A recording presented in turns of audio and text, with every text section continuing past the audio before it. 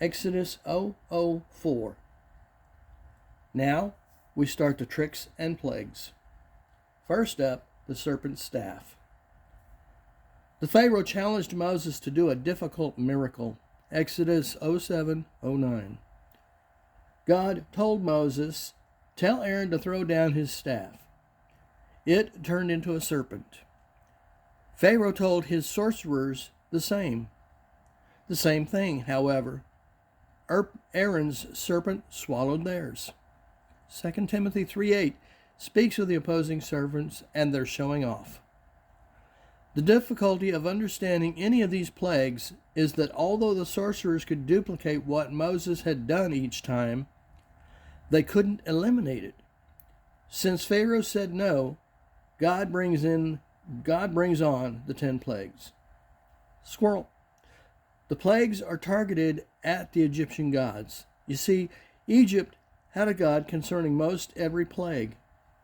What God came up with so far. Actually, this was more for God to show Pharaoh that Pharaoh's gods still had to answer to Moses' God. You see, there is such a thing as other gods, or there would be no reason for the first commandment. Next, we deal with the plagues and explain why they are. First off, we have the blood plague. Pharaoh would go down to the Nile and offer to the river god Hapi for their abundance in the land. Offer praise. Moses shows up at the Nile where the Pharaoh was and struck the river with his staff. The river then turned to blood. The Egyptians would celebrate. Osiris was the Egyptian god name of Nimrod, Noah's grandson. Nimrod deified himself, and before his death, the Nile was thought to be his bloodstream, since his wife cut him up and tossed all his body parts in the Nile. This may be why God turned the Nile into blood. The Egyptian magicians returned the favor. They showed they could do the same thing. This was dumb, because instead of showing that this was just a magician's trick, they should have made blood stop. Moses then waved his staff over the water and declared the blood would go everywhere. Exodus 7:19. Blood was in the lakes, rivers, cisterns, and even pots. Pharaoh still says no. Without slaves, their economy was doomed. Next, to deal with the frog plague. Pestilence on livestock. According to Egypt, their frog goddess was the creator of man. It was an offense to kill a frog, like killing a cow in Israel to date. Hapi, the god of the Nile, is depicted to be holding the frog, and out of the frog's mouth came nourishment for the land. The sorcerers yet again returned the favor.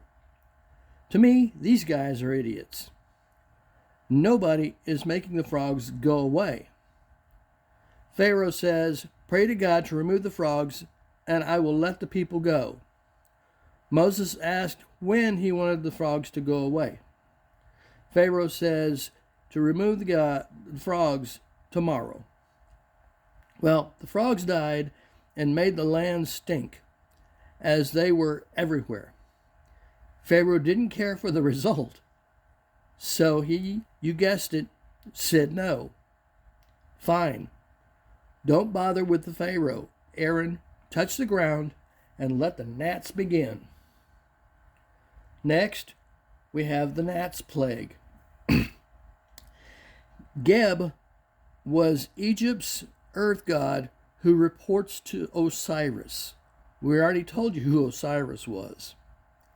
Now the magicians were called in, and they couldn't replicate this plague, and declared that the magicians couldn't fix his problem. No, Pharaoh starts dealing with his gods personally, obviously, to no avail.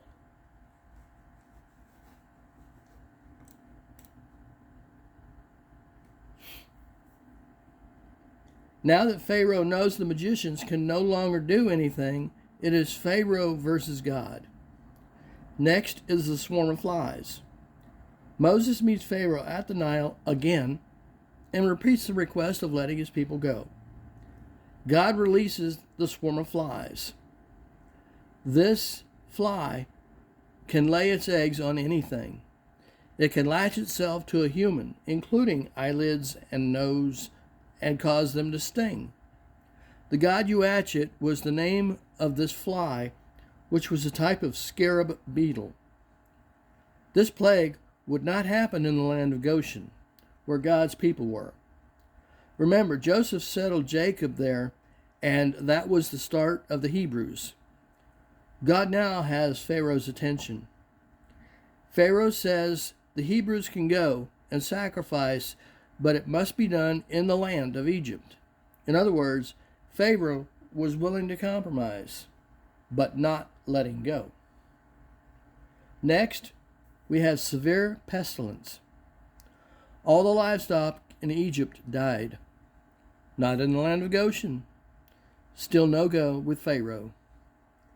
Pharaoh is not letting up. Next up, boils. Breaking out in sores. God had Moses gather up some soot and toss it in the air in front of Pharaoh. Moses told Pharaoh that this would cause boils. Nile blistering happens when sandstorms and intense heat of the air during the time of the Nile is overflowing. Niet is the god Egypt has that brings all the blessings in the air.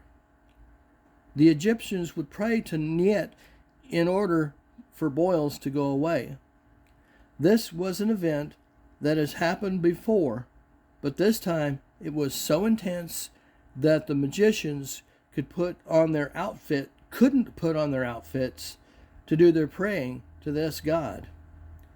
This one stubborn Pharaoh. And it looks like God is giving him his money's worth. The plagues continue. Next, we have fiery hail. Pharaoh now has God in a frazzle. Bring in your livestock as fiery hail is coming. The focus will go to the goddess of the air, Niet, and show Pharaoh that God is the God. The servants of Pharaoh rushed to get their livestock out of the field. Some of the servants didn't believe it and left their livestock out. Bad idea. Another issue has come up. These plagues were now taking even the Egyptian servants asked, and what will become of Egypt? Pharaoh declares, I have sinned this time, Titus 1:16. The flax and the barley are struck. It has now been 9 months since the start of these plagues. This is the time frame from blooding of the Nile and the season of the barley being destroyed. 9 months of no-go. Next, Pharaoh will finally let go. You got to hear this one.